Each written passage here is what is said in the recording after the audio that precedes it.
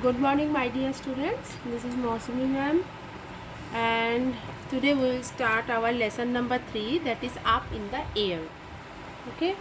Look at the pictures and say the name of these games. देखो नीचे इधर कुछ गेम्स का नाम दिया है, तो आप सबको इन सब गेम्स का नाम बोलना है. Which one do you like? Have you taken part in running race? Have you played football? So first picture is the football, second picture is the running race, and the third one is hurdle race. Okay, then I am reading all the lesson. Even when I was small, I loved running. I was faster than almost all my classmates, even the boys. The feeling of running, of seeing my legs move faster and faster and faster was thrilling.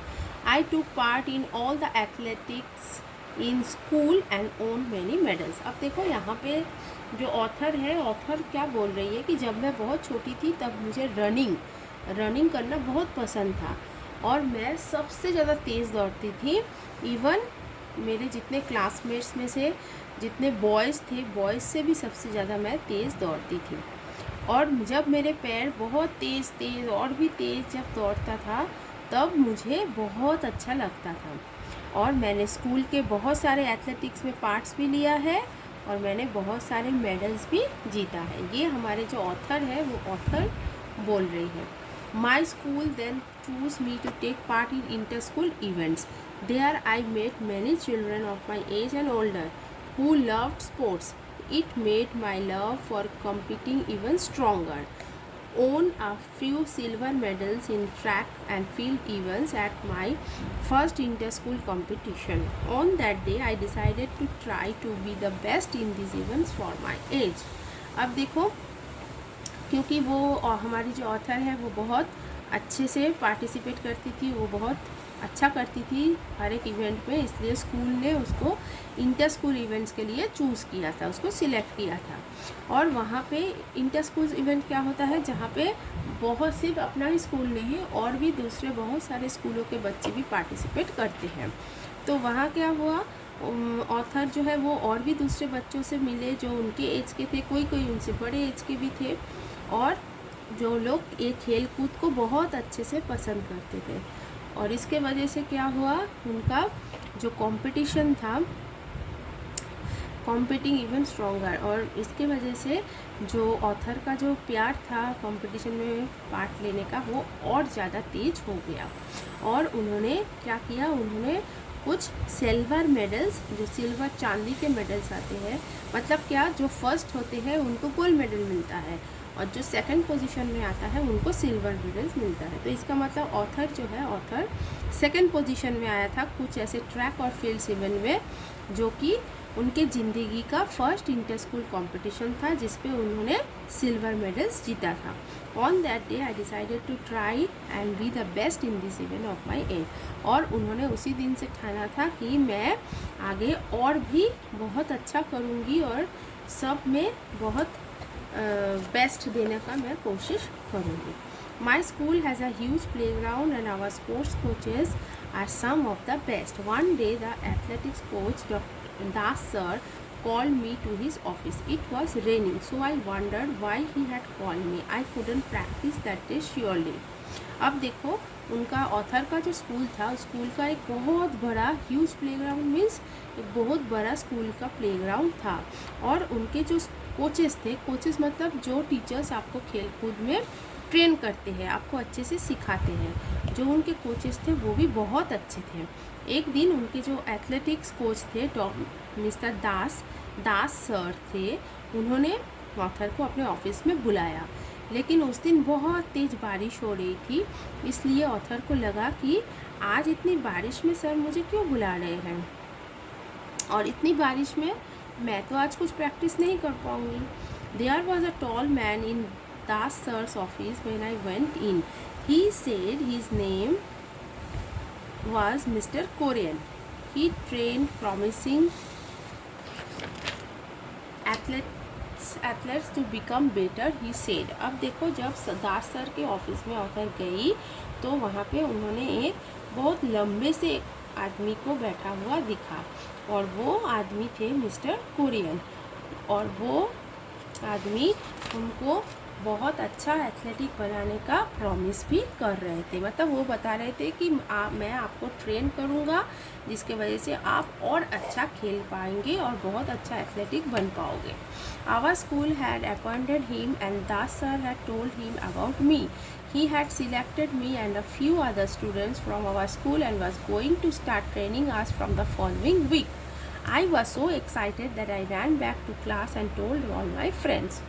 और ये जो mister Korean थे, इनको author के school ने appoint किया था, मतलब रखा था उनको बच्चों को सिखाने के लिए, और दास सर ने उनको ऑथर के बारे में सब कुछ बताया था। तो जो आए थे मिस्टर कुरियन, उन्होंने ऑथर को और कुछ अदर बच्चों को, मतलब और कुछ दूसरे बच्चों को सिलेक्ट किया था और उन्होंने बताया था कि मैं तुम लोगों को नेक्स्ट वीक से कोचिंग मतलब ट्रेनिंग देना चालू करूँगा। और ये बात सुन के ऑथर इतना खुश हो गई थी कि वो दौड़ के अपने क्लास में वापस आई और अपने सब दोस्तों को ये कहानी बताई। Our training started as planned. I was to wake up at 5:50 in the morning every day and be at the school ground. My mother dropped me at the grounds. She looked very happy and she was smiling when I waved goodbye. She said she was very proud of me. अब जैसे ही planning हुआ था उनकी practice का, तो वैसे ही practice next week से चालू हो गया और ऑथर को रोज़ सुबह 5:30 बजे उठना पड़ता था और वो स्कूल के ग्राउंड में पहुंच जाती थी और ऑथर की जो मम्मी थी वो उनको वहाँ पे छोड़ती थी और मम्मी बहुत खुश थी, उनके फेस में हमेशा स्माइल होता था जब वो ऑथर को गुड बाय बोलती थी।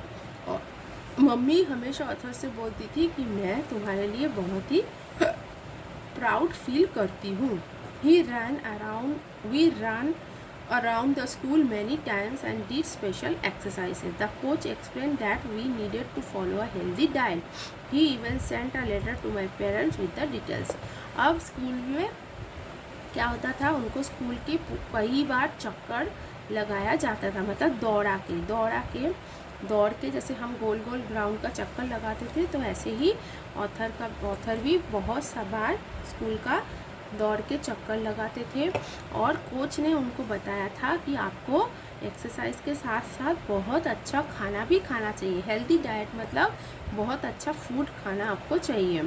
और ये सब बता के उन्होंने ऑथर की मम्मी पापा को एक लेटर भी भेजा था, एक चिट्ठी भी भेजा था।